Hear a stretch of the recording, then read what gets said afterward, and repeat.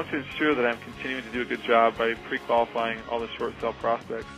Some prospects have a hardship, divorce, uninsured medical expense, expenses exceeding income, etc. Yet the seller or borrower has a strong six-figure income.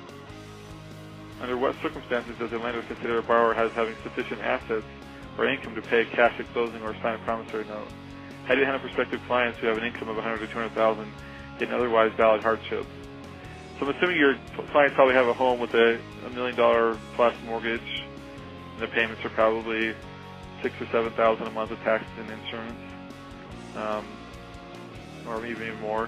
In that case, Lee, as an asset manager, how would you look at that from perspective of an unsecured note or deficiency?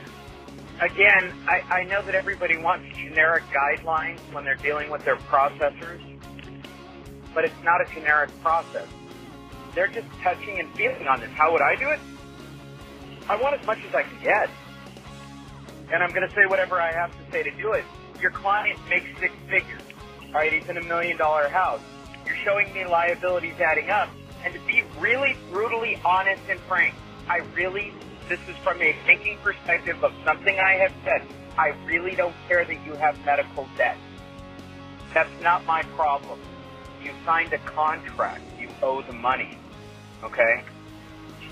It's the truth. I mean, you can show the money going out the door and document it and explain the hardship as being, it is a financial issue that they're not able to meet their obligation. But as for it to being a cut and dry, at this point they're going to give you this, at this point they're going to give you that, I think they're going to shoot for the moon because your client's got a six-figure income.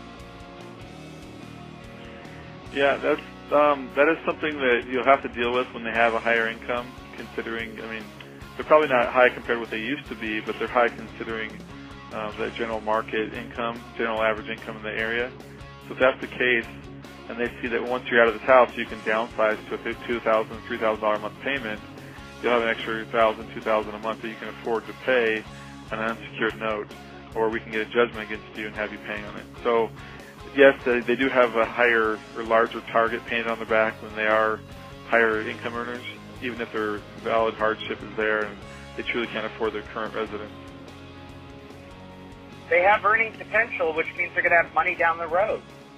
I wouldn't necessarily not take the client because of that, Joe. I would just disclose it to them up front. And if their consequences are the same if it forecloses, or as far as collection and deficiency, then they might as well try and do a short sale to at least preserve their credit somewhat.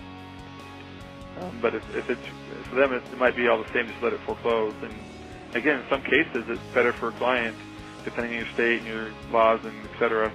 Sometimes it's better to let them foreclose. Not every client should do a short sale.